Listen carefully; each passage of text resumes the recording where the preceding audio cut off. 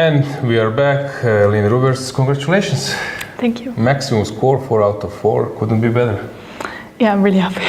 Good. Let's go to the chessboard. Let's check how the game went. We were following a bit, checking. It was Caruana versus Firouzja. You believe that Nino was aware of all those details. So it was like a main line.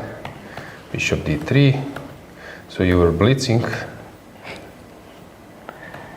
You buff, and then came this b3. We were checking. It was played by Firouzja with the black pieces, with the white pieces, Nepo. You expected that this will happen today? I expected e5 and then this knight g5 line. But after h4 she only had one title Tuesday game, so I wasn't sure which line she would go for. But h6 is played a lot, so I prepared quite well for it. Okay, so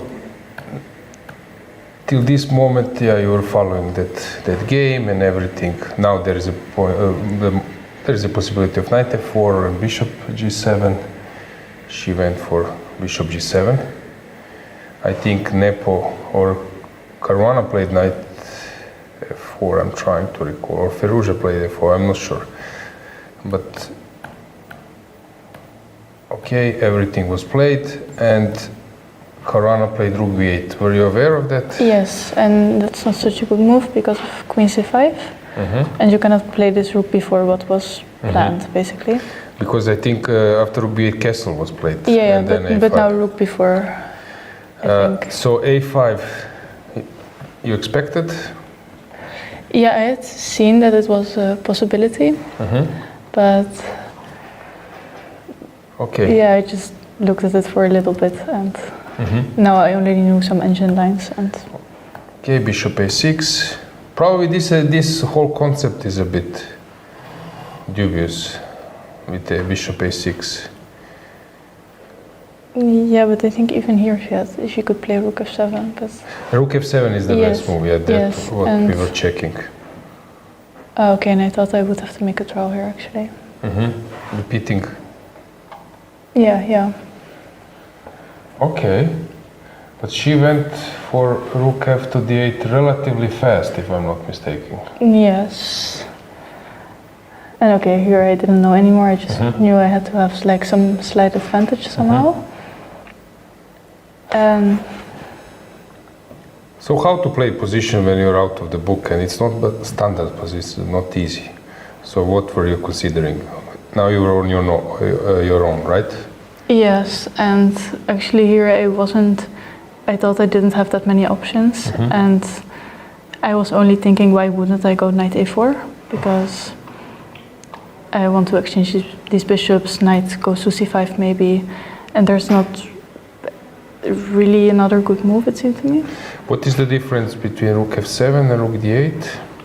Well, now you can repeat with bishop f8, queen d4, and bishop g7. Yes, sorry, yeah, I forgot. Yeah. This is the main difference. Now she doesn't have this option. Yes. And bishop f8 is useless. Yes. So she took king b2. Yes. Okay, she played queen f6, probably a normal move to place the queen on this diagonal, I would say.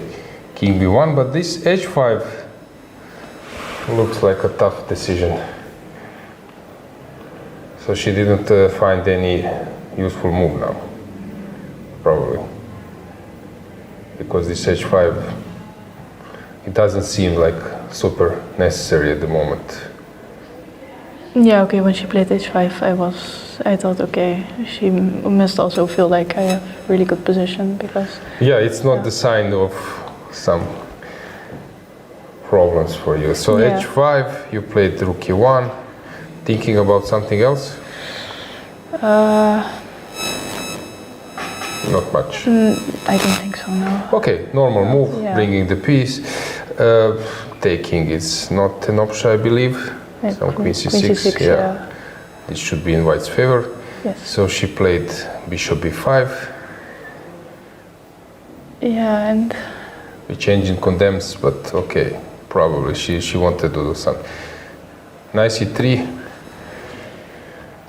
Yeah, I was also thinking maybe knight b5, c takes, queen takes, and I'm 2 pawns up yet. Quite a lot, but... Probably, and quite safe. Yeah, but still I thought, okay, maybe the knight on a4 will have some difficulty getting back into the game. So I thought knight c3 makes some more sense. So knight c3, queen e5. Yes, it looks to me that she didn't have some clear plan. You mentioned a few things. I want to exchange the bishops, place my knight on the dark square, and I think that she lost the plan, basically.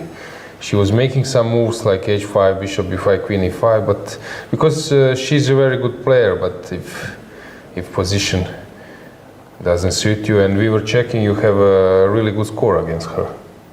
Yes. Somehow extremely good. d4. Yeah, normal moves. Real rooks are placed for that.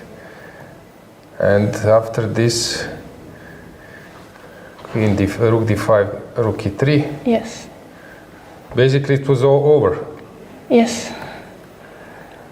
And okay, she played on for a little bit. But... Yeah, okay, played by inertia, but it was an easy game for you. Have you expected that you will win in this manner? Practically, it was like not effortless, of course, but it was quite smooth. Yes, well, okay, I was of course happy with my pairing. I won to her 4 times already, I think, but this especially puts her in a tough spot because, okay, she still needs to make something against me with black.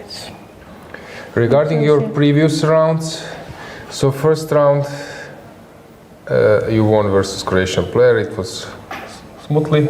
Yes, I would say so, yeah. Then versus Kesaria, she can be a tricky opponent, but it also went quite well in this Benoni. Was it Benoni or something? King's Indian. King's Indian, then transposed. Yes, I think Kesaria is such a talented player, but I'm also King's Indian player, and I saw she's only playing King's Indian, so I thought, okay, let me play this. Yes, and she played an idea I played in the World Cup actually. So I knew this idea, I knew the dangers kind of, and it's not so easy to play against this kind of preparation, I think. I was following, for example, till this moment, let's say 96, everything looks that you're completely winning, but still it's not easy. You made some choices to take on a7. I was saying that knight c4 will probably happen. You know that you are sort of close to winning, but still you made it look so easy. Queen d4 later and so on.